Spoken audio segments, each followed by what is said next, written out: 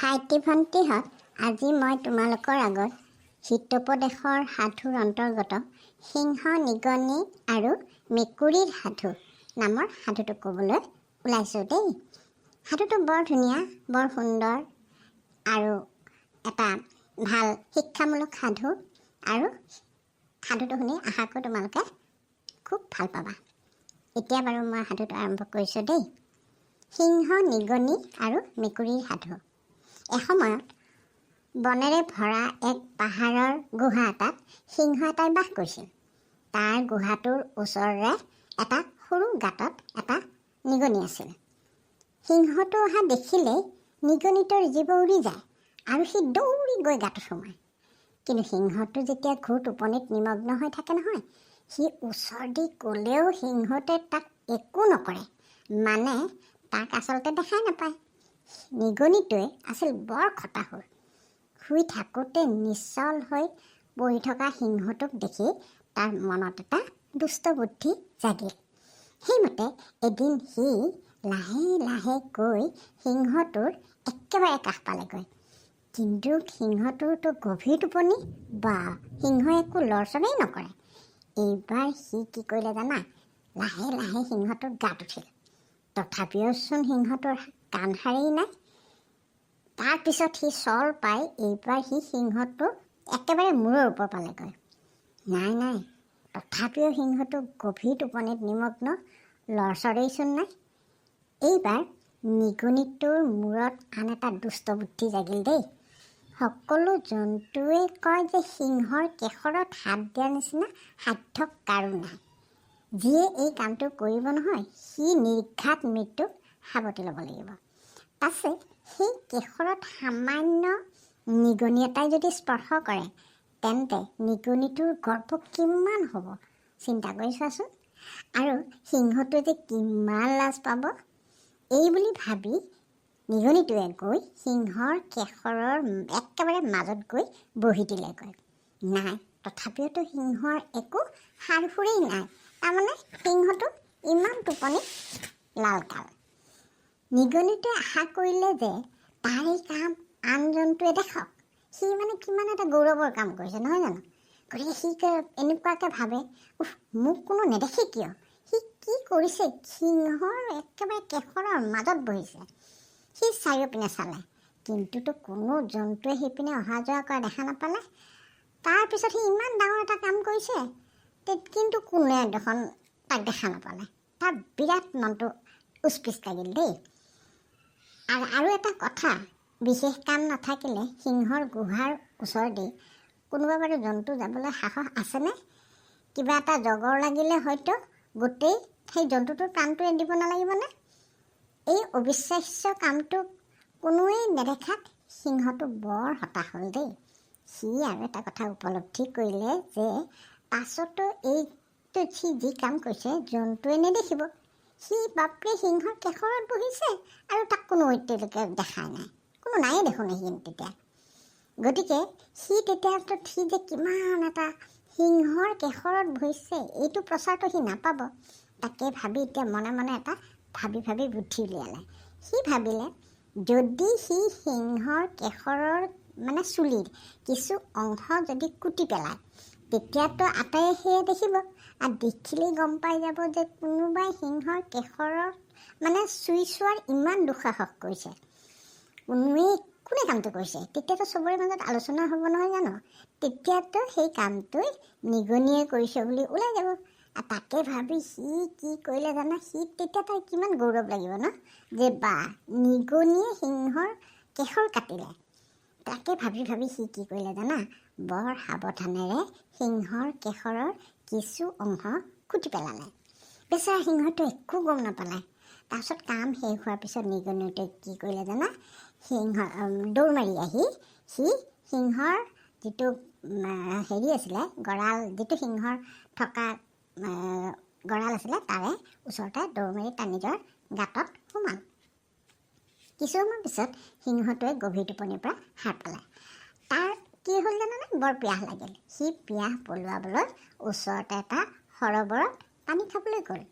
তাৰপিছত সি যেতিয়া পানী খাইছে সৰোবৰত, যেতিয়া পানীত তাৰ প্ৰতিবিম্ব দেখিলে, সিটো আচৰিত হৈ গ'ল, আৰে মোৰ কেশৰৰ কিছু অংশ দেখোন কুটা, কোনে কৰিলে এইটো কাম?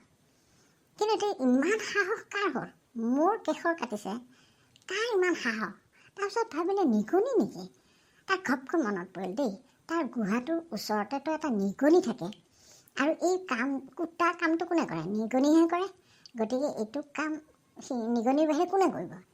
সি কোনোমতে সি লাজো পাইছে নহয়, তাৰ আধা সেই কেশৰ নাই।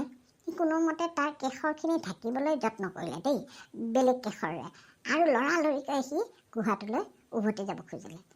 কিন্তু থাকে বাৰু কেনেকৈ?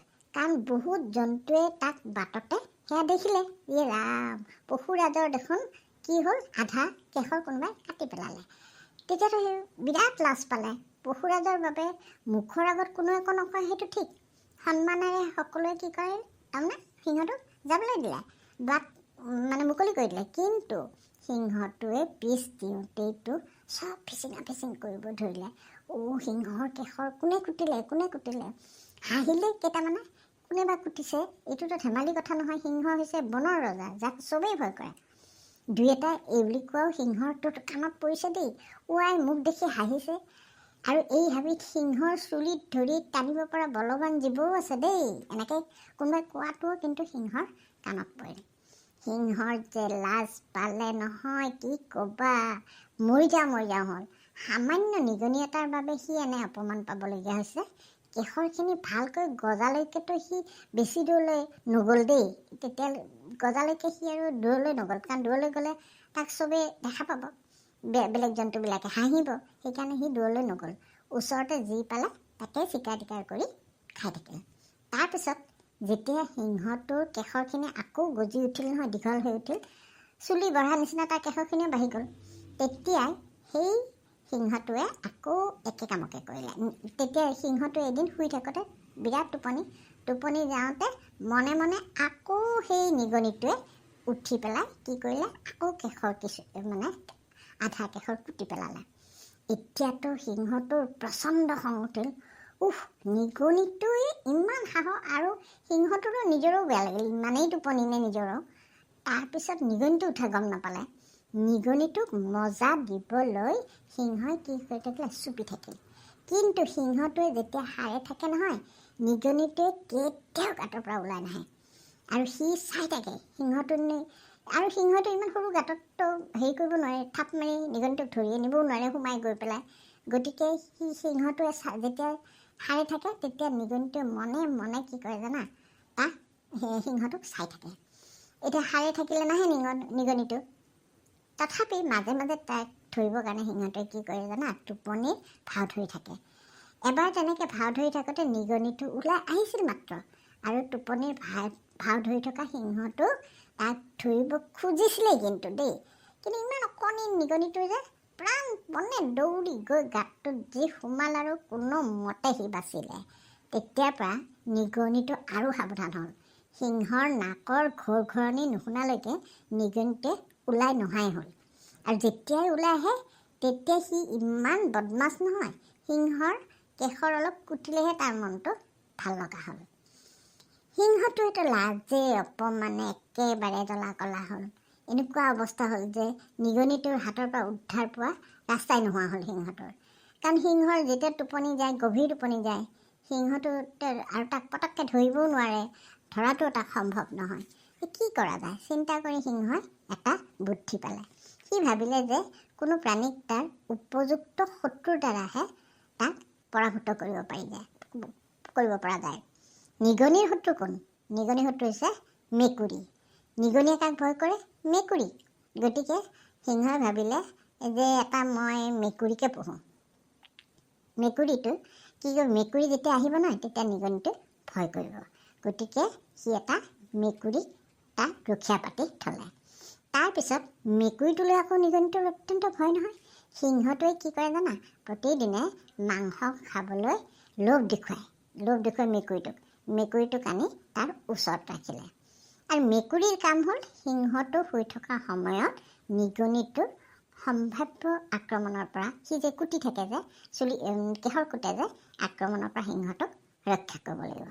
আৰু তাৰ বিনিময়ত সিংহই মেকুৰীটোক কি দিব জানা, সিংহই চিকাৰ কৰা মাংস আৰু আন সুস্বাদু আহাৰৰ ভাগ দিব। মেকুৰীটোৱেতো কথাখিনি শুনি বিৰাট ভাল পালে। সি বহি বহি এতিয়া ধুনীয়াকৈ খাই থাকিব পাৰিব।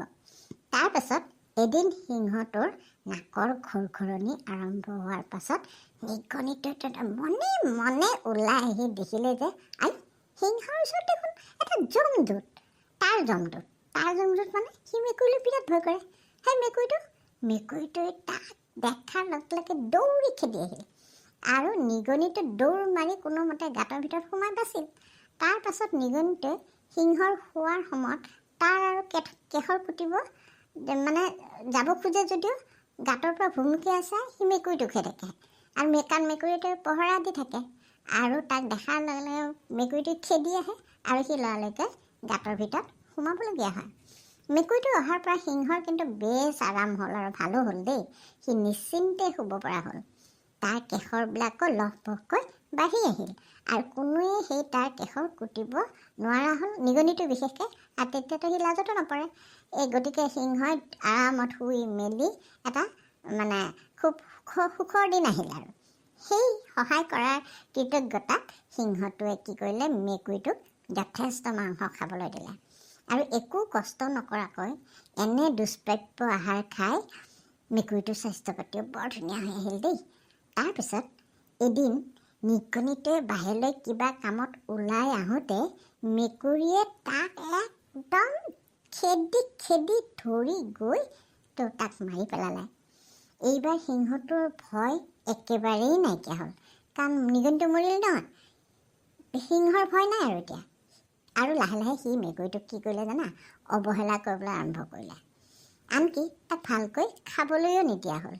মেকুৰীটোৰতো বিৰাট মনটো বেয়া হ'ল। মোক আজিকালি ভালকৈ খাবও নিদিয়ে দেখোন সিংহটোৱে। মেকুৰীটোৱে এদিন সাহস কৰি খোৱা বস্তুৰ কথা ক'লে যে মোক ভাল খাদ্য আগৰ নিচিনা দিব লাগে। তেনেকৈ ক'বহে পালে একদমতো সিংহটোৱে, কি তোক খোৱা বস্তু লাগে, কি কৈছ তই, যা এতিয়া যা বুলি তাক একদম ধমকি মাৰি তাক খেদি পঠিয়ালে।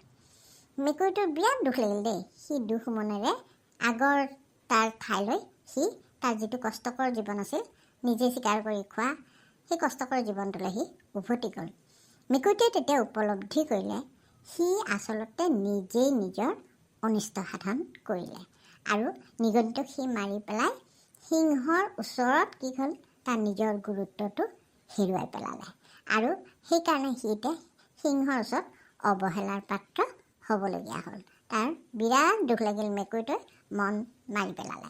গতিকে এই সুন্দৰ সাধুকথাটো আজি তোমালোকে, আশা কৰোঁ তোমালোকে বৰ ভাল পালা, বৰ সুন্দৰ সাধুকথা।